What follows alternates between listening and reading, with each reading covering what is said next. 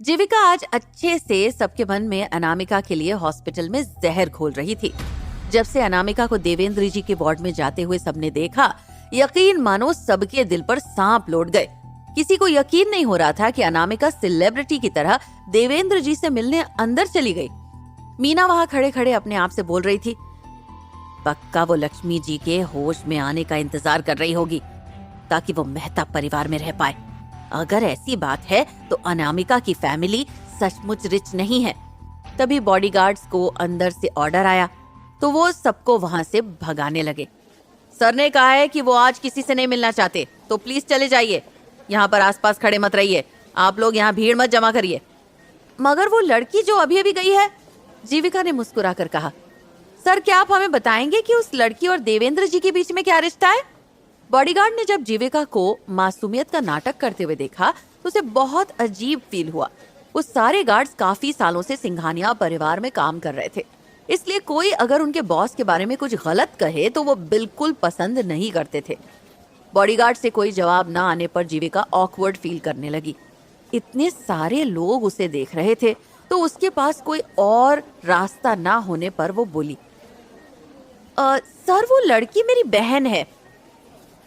Well, अगर वो आपकी बहन है तो आप उनसे खुद पूछ लीजिएगा कि उनका रिलेशन बॉस से क्या है, बॉडीगार्ड ने जवाब दिया। मीना ने जीविका को पीछे खींच लिया, मगर मिसेस परमार को ये बात और ये हरकत बिल्कुल पसंद नहीं आई। कई लोग चले गए, मगर कई लोग अभी भी वहीं थे, देवेंद्र जी के बाहर आने का इंतजार कर रहे थे। थोड़ी देर बाद वार्ड का दरवाजा खुला। अनामिका देवेंद्र जी को चलने में मदद कर रही थी, जिससे सब लोग हैरान हो गए। देवेंद्र जी बहुत खुश होकर मुस्कुराते हुए अनामिका से बात कर रहे थे और वो बस हाँ और ना में सिर हिला रही थी। वो लोग एक बिल्कुल खुशहाल परिवार की तरह लग रहे थे। जो बाकी कंपनियों से लोग आए थे वो एक पल के लिए हैरान हो गए और फिर जल्दी से देवेंद्र जी की तरफ भागे, मगर बॉडीगार्ड्स ने उन्हें रोक लिया। सर, क्या आपका आज डिस्चार्ज हो रहा है? सर, आपके 5 मिनट हमें मिल सकते हैं? मिस्टर सिंघानिया, मुझे सिर्फ 1 मिनट चाहिए। मिस्टर सिंघानिया। देवेंद्र जी ने अपने पीछे खड़े सारे आदमियों को इग्नोर किया और बातें करते हुए हंसते हुए अनामिका के साथ एलिवेटर में चले गए। कैलाश जी भी बाकी स्टाफ के साथ सामान लेकर उनके साथ चले गए। अनामिका और मिस्टर सिंघानिया के बीच का रिलेशनशिप और कॉम्प्लिकेटेड लग रहा था।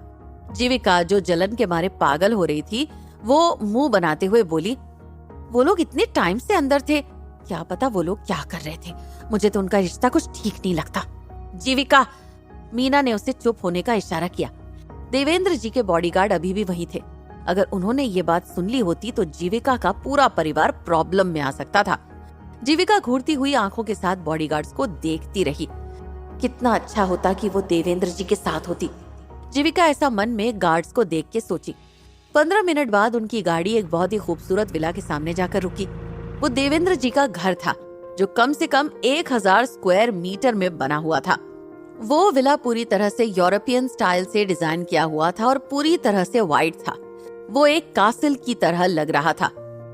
अनु, हम फाइनली घर आ गए हैं, देवेंद्र जी ने खुश होकर कहा।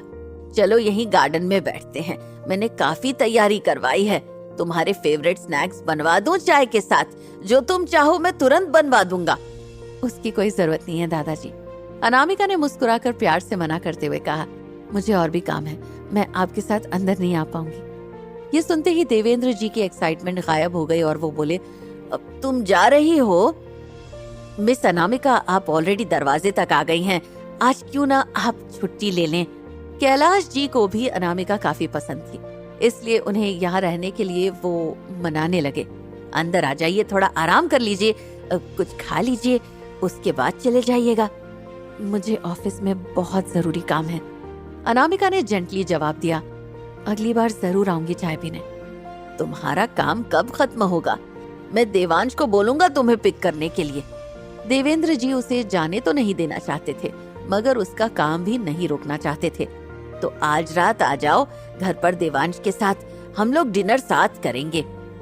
हाँ, सर भी अभी तक पूरी तरह से ठीक नहीं हुए हैं, उन्हें जरूरत पड़ेगी आपकी, कैलाश जी ने कहा और प्यार भरी नजरों से देवेंद्र जी की तरफ देखा।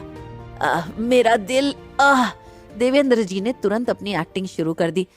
अनु, मुझे बहुत अनकंफर्टेबल फील हो रहा है। क्या तुम मुझे फिर आज रात को आकर चेक कर सकती हो? मुझे यहाँ भी दर्द हो रहा है। अनामिका ने उनकी ओवर एक्टिंग देखी, लेकिन उन्हें एक्सपोज न करने का फैसला लेते हुए मुस्कुराकर बोली, ऑल राइट, फैंटास्टिक। वैसे तुम्हें खाने में क्या पसंद है? मैं तैयार करवा दूंगा। ये बोलकर देवेंद्र जी को एहसास हुआ कि वो कुछ ज्यादा ही एक्साइटेड हो गए थे, तो वो नकली खांसी खांसते हुए कमजोर आवाज में बोले, ऐसी कोई चीज है जो तुम नहीं खा सकती? मैं सब कुछ खा लेती हूँ, अनामिका ने मुस्कुराकर कहा। कोई फॉर्मेलिटी नहीं, प्लीज। ओके। देवेंद्र जी एक बच्चे की तरह खुश हो गए। मैं तुम्हें अभी ऑफिस ड्रॉप करवा देता हूँ, तुम काम के बाद देवांश के साथ यहाँ आ जाना। जी। अनामिका के जाने के बाद देवेंद्र जी ने तुरंत कैलाश से मुस्कुराकर पूछा, वैसे मेरी एक्टिंग कैसी थी? कैलाश जी ने हंसते हुए कहा, थोड़ी सी ज्यादा हो गई थी सर। सचमुच? देवेंद्र जी ने गाड़ी को जाते हुए देखा और बोले, अगली बार एक्टिंग पर थोड़ा ज्यादा ध्यान दूंगा। वहीं घर के अंदर जाते हुए उन्होंने देवांश का नंबर डायल किया और सख्त आवाज में बोले, मुझे कोई फर्क नहीं पड़ता कि आज तुम्हें कितना अर्जेंट काम है। तुम्हें आज काम के बाद अनु को पिक करना है और हमारे घर पर डिनर के लिए लाना है। ओके। देवेंद्र जी ने उम्मीद नहीं की थी कि देवांश इतनी जल्दी बिना किसी प्रॉब्लम के मान जाएगा।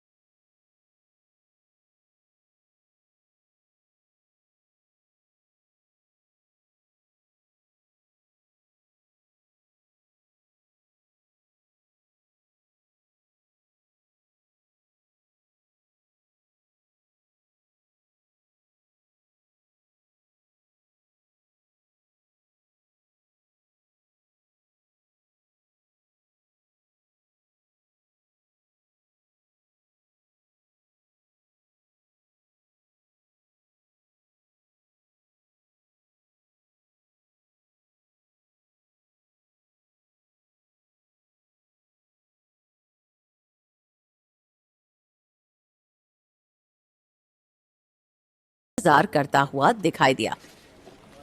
मैम। उसे देखते ही ईश्वर तुरंत सामने आया और बोला, आप फाइनली आ गई। किशोर सर कब से आपका इंतजार कर रहे हैं और आपके बारे में पूछ रहे हैं।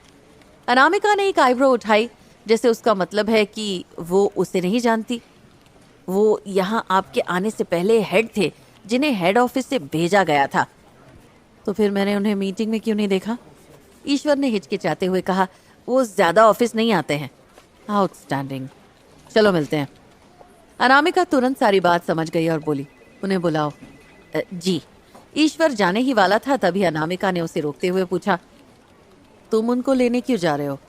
क्या उन्हें पर्सनल इनविटेशन की जरूरत पड़ेगी? अगर मैंने उन्हें सिर्फ कॉल किया या फिर मैसेज भेजा तो वो गुस्से में बहुत तमाशा करेंगे। रियली? चलो फिर देखते हैं कि वो तमाशा कैसे खड़ा करते हैं। थोड़ी देर बाद एक मिडिल एज इंसान जो लगभग 40-45 साल का होगा वो आया। वो थोड़ा सा मोटा था और उसका गोल चेहरा था। वो ऑफिस के दरवाजे पर आया और बिना किसी हिचकिचाहट के ईश्वर को डांटने लगा। ओह, तो लगता है कि अब नई बॉस आ गई है तो पुराने वाले की कोई इज्जत ही नहीं रही तुम लोगों की नजरों में। सर, वो एक टेम्पररी फेज था जब आप बॉस थे और हमें आपका पर्सनल काम करना पड़ता था। आई एम रियली सॉरी, मगर मैं अब आपको पर्सनली बुलाने नहीं आऊंगा। ईश्वर ने जवाब दिया, ये जो नई है अभी अभी आसमान से टपकी है, किसे पता कि वो कितने दिनों तक यहाँ रहने वाली है, और तुम लोग अभी से ही उसके बल पर उछलने लगे हो। देखते हैं उसके जाने के बाद क्या होगा तुम्हारा। ईश्वर ने काफी रिस्पेक्टफुली कहा, आप अंदर आइए, मैम ऑलरेडी अंदर ही हैं। किशोर ने उसे ठंडी नजरों से देखा और फिर ऑफिस चेयर पर बैठी लड़की को काफी इंटरेस्ट से देखने लगा। वो काफी अट्रैक्टिव थी, मगर उसके लुक और एटीट्यूड से लग रहा था कि वो उसे नीचा दिखा रही हो। मैंने अफवाहें सुनी है कि कोई नया हेड आया है, लेकिन मैं ये देखकर बहुत हैरान हूँ कि तुम काफी यंग हो। किशोर तुरंत चेयर पर बैठते हुए बोला, जहां तक मुझे पता है तुम्हें हेड ऑफिस से भेजा गया है, लेकिन मुझे तो याद नहीं आ रहा कि मैंने तुम्हें वहां काम करते हुए देखा है। मिस्टर किशोर, हेड ऑफिस